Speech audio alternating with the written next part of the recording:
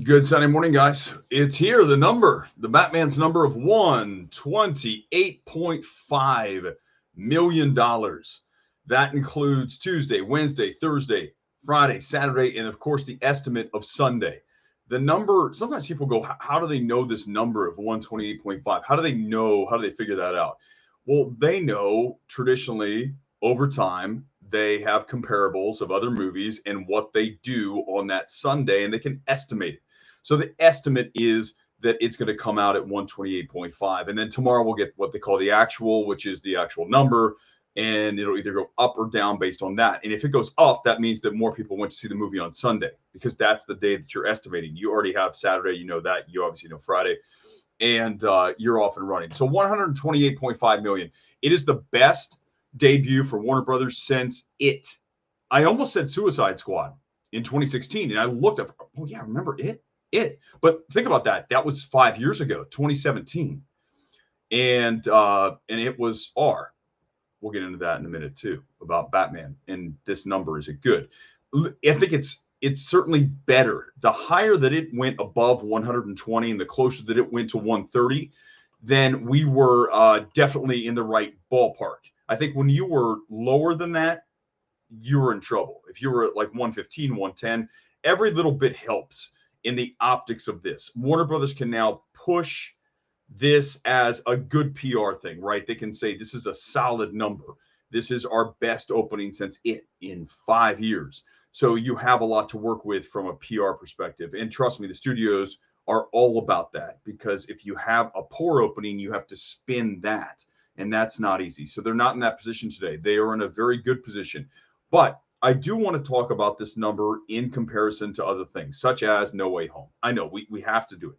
No Way Home debuted in late December, right before Christmas, and put up a number of $260 million.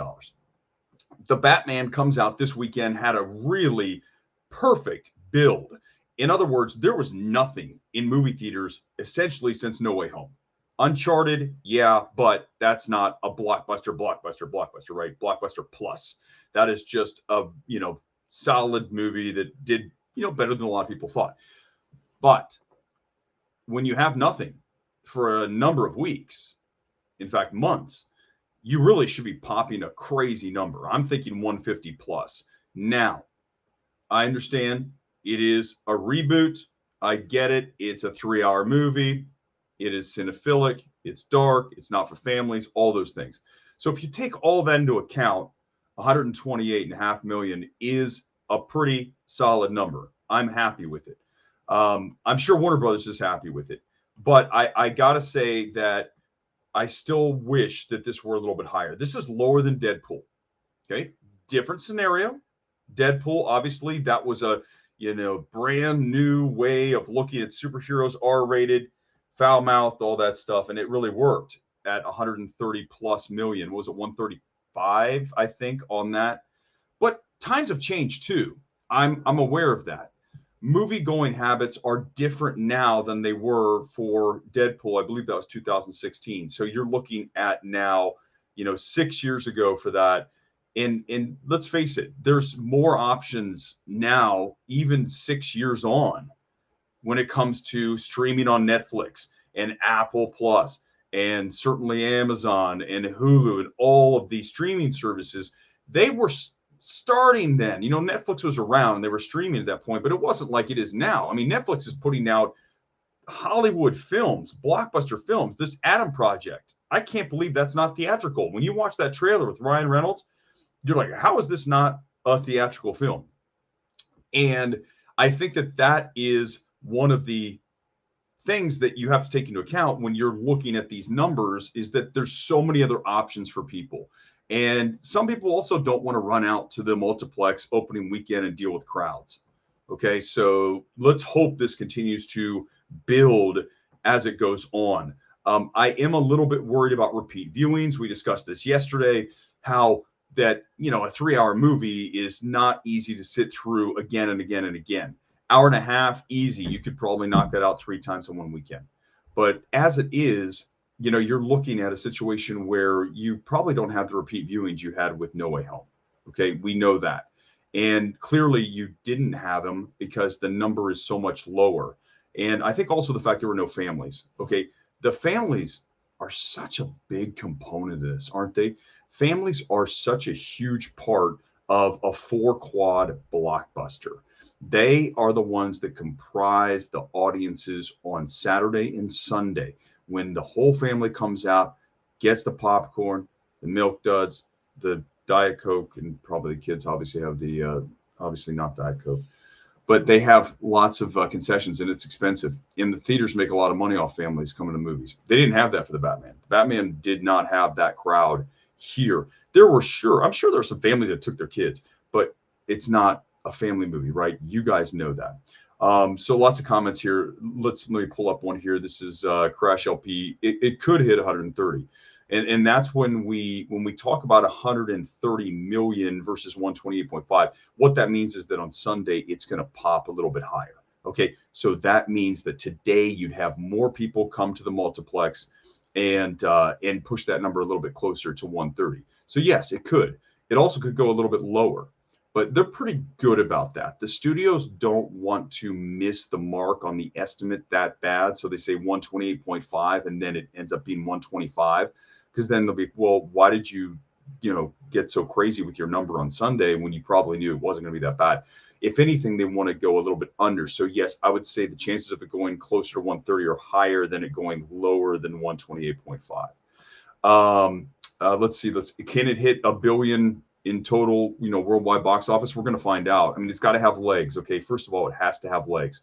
And you guys know, Malik, you guys know that for a film to keep going, it has to have, as we call them, legs, the ability to continue to get and bank money weekend after weekend.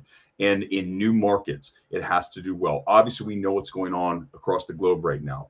Russia is very clearly not an option for this film. So when that happens, you're taking money out of the bank. China is traditionally still the biggest movie-going audience. When you talk about a film in worldwide box office, you got to look at the Chinese numbers. And in this case, you're going to get that. So we'll see what that comes in at. I think it can. I think it'd be fantastic if it did. Warner Bros. Would love that. I think we're going to get a sequel, no question about it. If the only way we were not going to get a Batman 2 from Matt Reeves is if we had a number of a 90 million, or a 85 million debut, or look at what happened with Birds of Prey. Remember that? Everyone thought Birds of Prey, including me. Birds of Prey is going to open at 75 or higher. And look at it, at what, 30 something? I mean, it was that was a bomb. I mean, no way to spin it. The expectations for that film and where it came out, that was not meeting expectations. In this case, you did meet expectations. I think that they are absolutely going to announce Batman 2 coming up this week. I would bet maybe tomorrow, Tuesday at the latest. They want to get that out there because that is important to keep building on this goodwill that you have right now with this very strong opening. And then boom, you roll into, hey, by the way, a sequel. We saw Warner Brothers do the same thing with Dune. Remember, Dune had the okay opening weekend, but let's also state the fact that it is not any longer day and date. Back then, date. HBO Max. You had Dune on HBO Max. And we say all the time, when you give someone an option to watch a movie at home, they're going to take it. If the Batman were on HBO Max right now, this number would be far closer to 100, probably well under that. We saw that happen with Black Widow. And the difference, Black Widow, only hit 80. It would have gone way over 100 if it was theatrical only. But Disney gave it that. Disney Plus, I think it was $30. So that was a little bit better because it still would have someone say, if you're buying one ticket, you're like, I'll just go to the movie theater because it's cheaper to go to the movie theater than it is to watch at home and pay that $30 surcharge on Disney Plus. But in this case, there was one option to see the Batman other than on one of the streaming dark web things. So yeah, if you wanted to see it, you had to go to the movie theater. So in that case, that puts your audience right there, obviously captive, and they have to come to you at the multiplex. And that's how you get a $128.5 million debut. Nathan, I think Sunday's number projected is low. We're going to find out. I got to look at the number right now because, you know, I got to look at the actual email from Warner Brothers, see if I can pull that up. But what they do is, like you said, Nathan, I definitely believe the studios like to project a lower number for Sunday so that when they get the actual, right, the actual number tomorrow, they can say, look, it outperformed again. It's now up to 130. I've seen studios do that all the time. Okay. Conversely, there have been a few studios that push that number a little bit too high to get to a certain number. Let's say that your movie's at 98.7 million. You're going to say, I think the Sunday is 1.3 million higher, so you can get it to 100. Hey, look what debuted with 100 million. With this at 128.5, you're not talking about, you know, I mean, getting to 130. Yes, I think that would be a little bit better, right? But it's not like it's going to jump to 150. Okay, so yes, it probably is a little low. So maybe we get to 130 tomorrow. Can the Batman outperform No Way Home worldwide? No, I don't think that's happening. We know, and you know why that's not happening, Gingy, because it's not a 4-quad film. The Batman is not a 4-quad film where you have all families in. You have young, old, you know, man, woman, everything. Everybody who wants to go see a movie is going to go see the movie, like No Way Home. That's not the case with the Batman. You cannot take young kids to this film. In fact, I actually got a direct message from somebody who is pretty influential and said they were at their screening here in LA over the weekend, and someone had a young girl with them, like a 5-year-old. And this person specifically looked at the young girl throughout the movie to see her face of horror. Like she was literally not happy. And dad was like, just sit there and watch the movie. And there are going to be those parents. But if you're a pretty decent parent, you're probably not going to take your kid to see Batman without seeing it and then saying, I don't think we're going to watch a David Fincher-esque 7 Batman film. Not for young kids. Group, we got you here saying saw it yesterday, loved it, can't wait to see it again. You know, it's funny. I saw it last two Wednesdays ago. Really love the film. You guys know. I think I love anything that is very cinephilic. This film is absolutely that. But a 3-hour film for me, I kind of thought about, I'm going to wait. I think I'll see it this coming week. I didn't want to see it back to back. I went to see No Way Home, you know, 2 days apart, like I think Tuesday and then Thursday. But in this case, I think I'm going to wait a little bit. But I can see repeat viewings. I just think the repeat viewings are going to be a little bit slower coming out. Let's see. Yeah, and someone mentions, yeah, it has the other Spider-Man, of course, because, you know, when you talk about No Way Home, you're talking about all 3 Spider-Men. Everyone knew that. It was this huge fan service, which was perfect. Actually, absolutely executed perfectly. And I think that was obviously a very big part of that as well.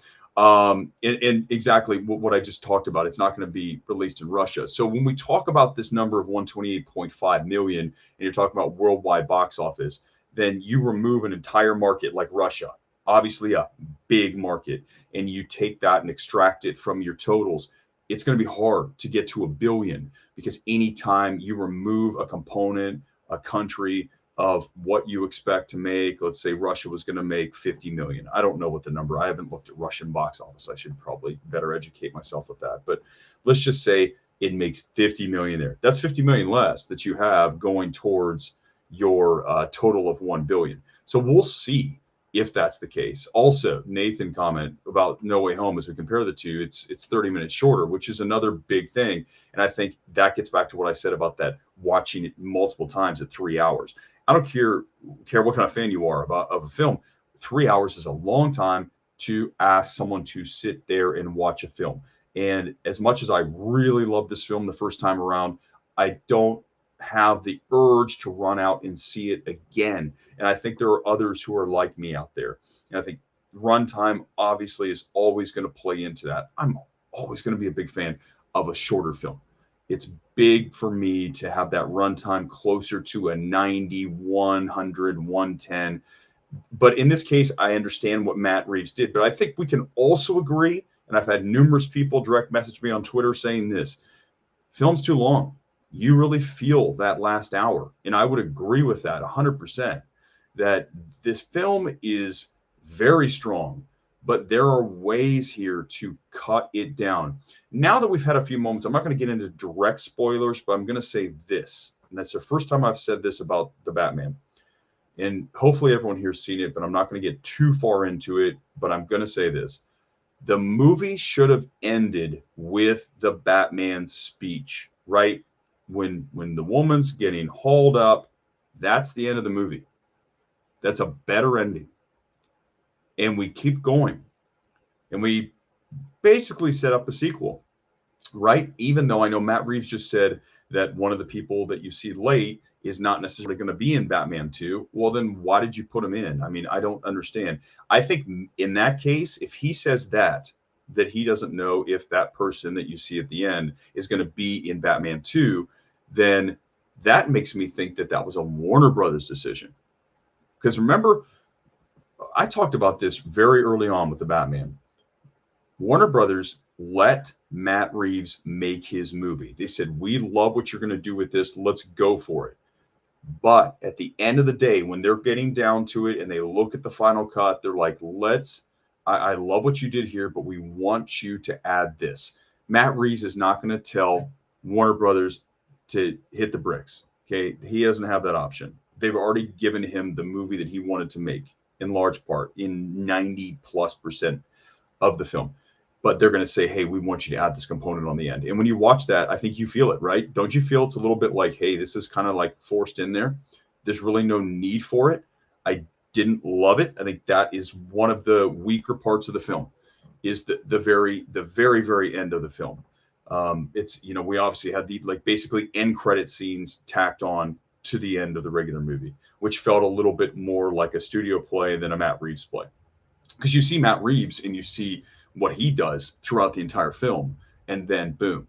And so I think that was an interesting thing. I don't know what you guys thought of the end, but I was not a huge fan of the end. Not enough to make the movie bring it down, but just a little bit lower.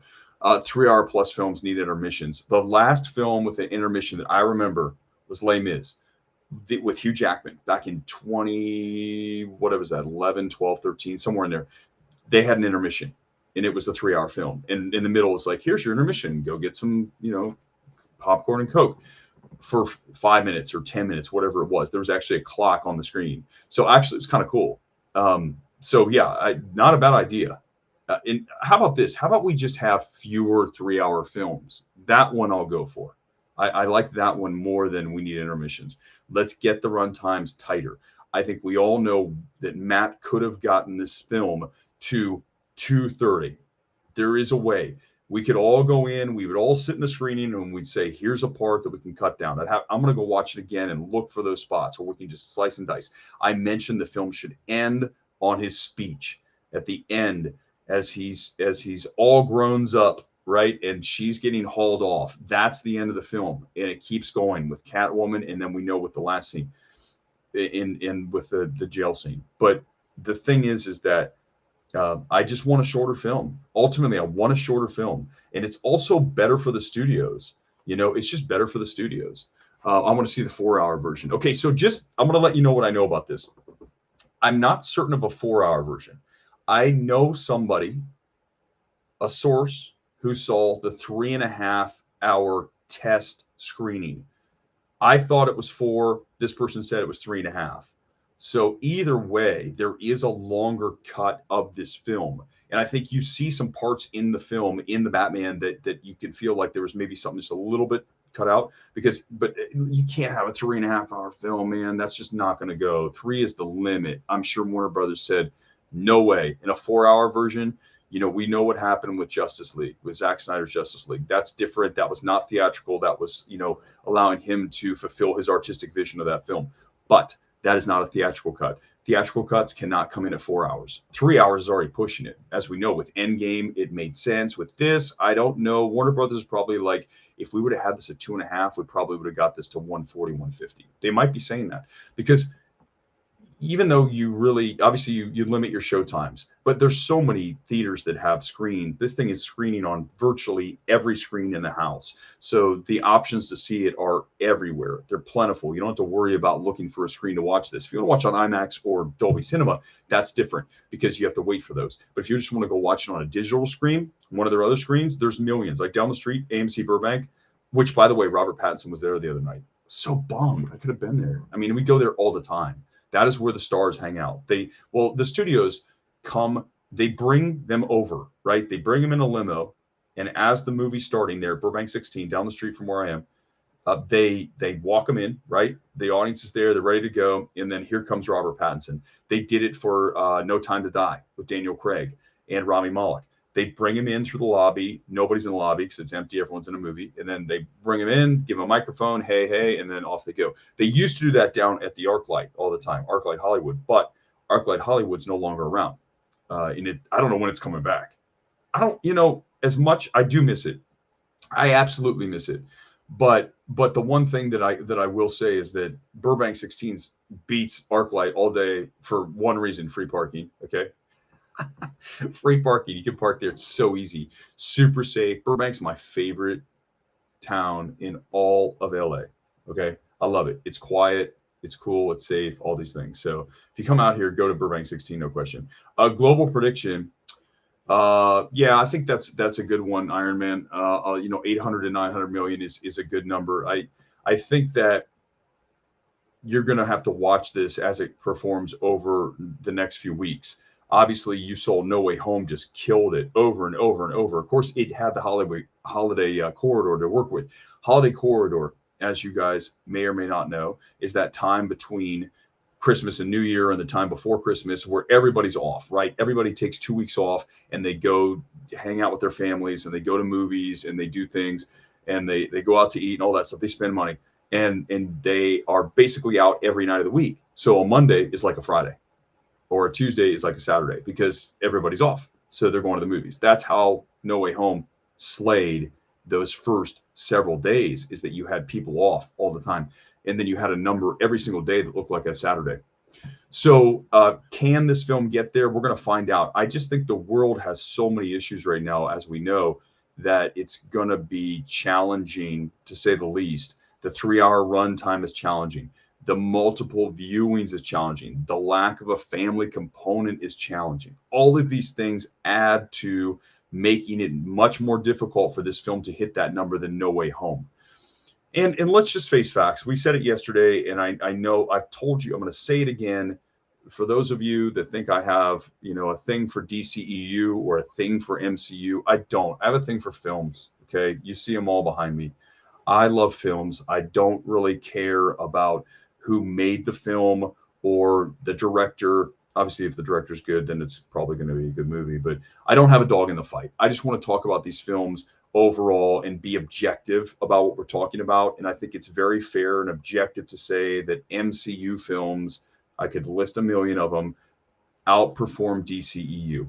Now, that said, I love what Warner Brothers does artistically, giving their directors the freedom to make the films they want, such as what we just saw with Matt Reeves and the Batman. And whatever you think about the Joker, allowing Todd Phillips to make that film the way that he did, whether it is a hybrid of multiple other films, the violence in that film, the edginess of that film, it is an artistic film, and Warner Brothers let him do that.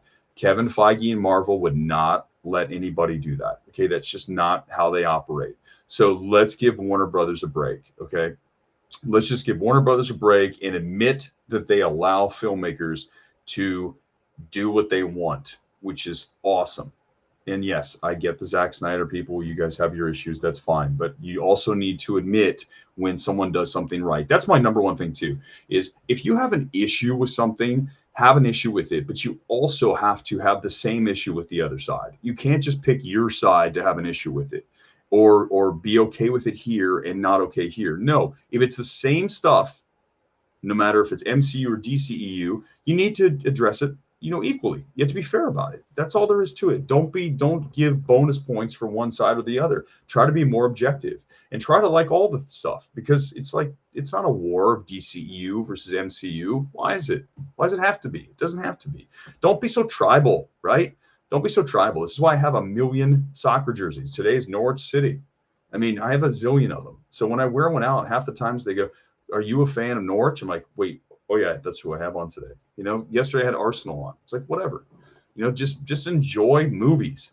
All right, let's talk about Batman 2 needs to be 230 or 225. Yeah, I agree. I mean, I think that Batman should have been this. This is a good number. I mean, that's where it really should be coming in at is much is a lower runtime is a 230. I think that's about your limit when people start to go, I'm out. That's too much movie for me. And I think even in this film, you guys, as much as you love it, it's too long. So yeah, 232, 225 for sure, no question about it. Let's see what Beantown Brandon says. My mother loved the ending with the cat and the bat riding together, going to separate ways. She found the movie incredibly romantic between them. Very much of the Fast and Furious, what was it, 7, right? Where Paul and Vin go their separate ways. That's what I was thinking the whole time. Like, wait a second, what am I watching? Yeah, I get it. I don't have a problem with Catwoman here. Some people did. Some people had a problem with some of the lines she had. It's like, loosen up, guys. Stop being so serious about this stuff. I can't stand it when people like the whole movie's trash because Catwoman said this. It's like, come on, man. It's a movie. Ultimately, you might not have loved it, but it's like, is the whole movie trash because of that? Come on. But yeah, I mean, I liked that. I agree. I understand that worked, but I still think the film, from an artistic standpoint, works better with more of an open-ended, nebulous ending, right? Where it's just like, I'm the Batman, I'm coming, and then it's just like, boom, movie over. That's the cinephile director in me wanting to see that ending versus the let's really wrap everything up. I kind of like it where a movie ends and you have to think for a second. One of my favorite movies from the past several years is Saint Maud. In Saint Maud, when it ends, you're just like, wait, what?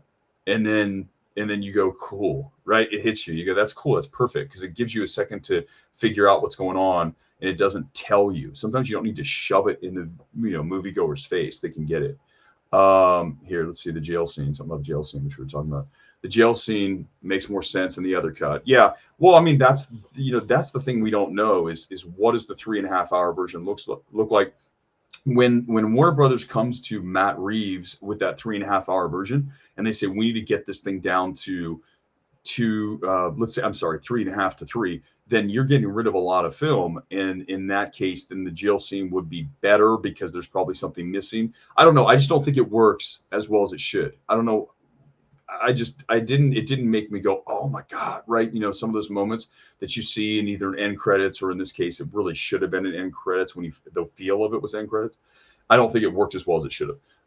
But it's not the end of the world. It didn't ruin the movie. Here's another one. I think that of Titanic and Endgame, 3-hour plus movies can work. They're rare. Yeah, no, listen, I agree. It's not like every 3-hour movie is not good, okay, or is too long. There's no question. I've seen movies. I just watched a movie that I can't talk about review wise until tomorrow. That's 90 minutes. That feels like 2 hours. So it shows you that it's not all about the number necessarily. It's about the fact that it feels long. Okay. And I do think that the Batman feels that final hour. You definitely feel the hour. And I think that's one of the issues the film has. It doesn't, again, not enough to bring the film down, not enough to take it and trash it and say the movie's not good. But that's the situation. Let me see. Hold on. Someone's asking about international box office. I got to dig that up. So I'm in here on YouTube trying to get the international numbers. Let's see if we can get it. If someone has it, pop it up there. But yeah, I mean, I think this is what I was talking about here when this person says it right here. This is, the I am vengeance line. Totally, I am vengeance. When that line hits, it's like boom. That's the moment, right? And that's what I think. That's where I think the film needs to end. Is that, Brandon? Is that it's like that's it. There's Batman. Overall, though, listen, this film's fantastic. Lights out, really good. And I think that this number of 128.5 is strong. I think it is obviously the best since It. So that is now 5 years, the best for Warner Brothers. But then again, last year and the year before don't really count because of COVID and the day and date and all that crap. So ultimately, though, they're going to be happy with this number. For me personally, as I said yesterday, as I said Friday, I want to see this number closer to 150. But we have time to build now. There is nothing coming to the multiplex anytime soon. And I mean nothing. We have The Lost City with Channing Tatum and Sandra Bullock coming up in a few weeks. That is not direct competition. Obviously, it'll bring people out to the multiplex. Maybe more will come out to see Batman. We're going to see day after day how this does. How's it do tomorrow, Tuesday, every day, because we don't have a holiday this week, to my knowledge. So that always helps if you have a holiday, get more people available. But either way, you are looking at a film that's going to have a runway because there's nothing else coming out, and because of that, you're going to have an opportunity to make money day after day, weekend after weekend. We'll see what the drop's like. Hopefully, it's lower than 50%. If it's above 50%, Warner Brothers is not going to be happy. But I do fear that a lot of people ran out to see it. This is a front-loaded film. Nobody sat around waiting. They want to talk about it. You want to see it. You want to talk about it. And when that happens, you're going to get a front-loaded, right? You're going to get a front-loaded situation where the numbers are going to start to drop because people are already saw it. And then who knows if they come back? That's the question is, will they come back to see it again? Those who did. So it was 43 million on Saturday. And in the Sunday's low ball here's the thing about Sunday.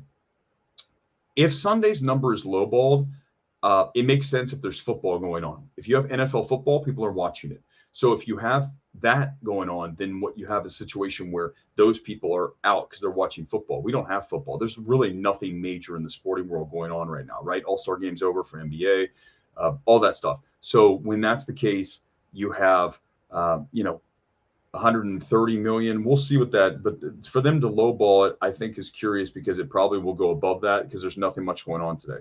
That's the thing you have to know. I had one more question, then we're going to roll and wrap. Oh, hold on. I like this one. Let me get this one on. Yeah, of course, man. You kidding me? Good Time. Good Time is one of my favorite movies. It was my number one movie of 2017, without question. Good Time and A Ghost Story. In fact, I'm looking for the Ghost Story FYC box right now. When I find it, it's going up on the wall. But Good Time is, I heard that is the movie that Reeves. If you watch Good Time, you know what Robert Pattinson is available of accessing emotionally and what he does on the screen. Good Time rocks. In fact, that tweet I sent out, oh my God, I sent a tweet out the other night about Ben Shapiro. Ben Shapiro said the Batman's not good. And I said, okay, that's an issue because it is. You might have some issues with the film, but to say it's like a bad film, that's major no-no. And then but I remember 4 years ago, him coming on my feed saying something, someone retweeted it where it said Good Time's a piece of trash or it's terrible. I go, whoa, that you can't do. You cannot be on the wrong side of that film. Good Time, there it is. Good Time is such a piece of just spectacularly tight filmmaking. It moves so quickly. That film is just taut. And when it is over, you're like, wow, that's it. That's what I love in an ending. Watch Good Time. It's like, boom, movie's over, which is fantastic. And the Safdie brothers, I would love to see a Safdie brothers DC movie. In fact, I ran into them at a party for Uncut Gems. And I said, hey, would you guys ever want to do a DC movie? They emphatically said, we want to do our own thing. They are not they are their own filmmakers. They don't want to be told how to do things. I do think, though, that DC would let them make pretty much 90% of the movie they want. And I would love to see it because as filmmakers, the Safdie brothers are, listen, they're up there with my favorite filmmakers, period, across the board. Fincher, Reeves, no question. Reeves was, by the way, I am not a bandwagon Reeves guy. I was a Reeves guy from 2010 when I watched Let Me In. Okay. I love Cloverfield too, but Let Me In, if you watch that film, that's all you need to know about Matt Reeves. And so I'm a Reeves fan. I am absolutely a Safdie fan, Fincher fan, on and on we go. And Rose Glass, I mean, after watching St. Maud, what she's going to do next, I cannot wait to see that. So listen, guys, 128.35 million is good number. Hopefully this builds. We get even a little better Sunday.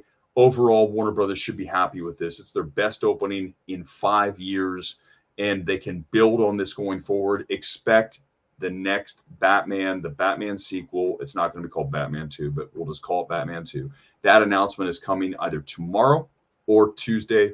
It's going to come soon because they want to keep building on the hype. And especially if you come out on a Monday and say Batman 2 is coming from Matt Reeves, then you get more interest in this film and you'll drive more people down to the movie theater to see the film, which is what Warner Brothers wants to do over the next several weeks. We'll see what the holds are like. But all in all, solid opening. Let's hope it has the legs to keep going as it deserves to make cash. We need more films like The Batman in the marketplace, cinephilic, risky films from major studios, and Warner Brothers is the studio that does it. Stop trashing them. Give them credit for what they do. They take risks, and that's a good thing. We'll talk again soon. Like, subscribe, all that stuff. Thanks again. Enjoy your Sunday, guys.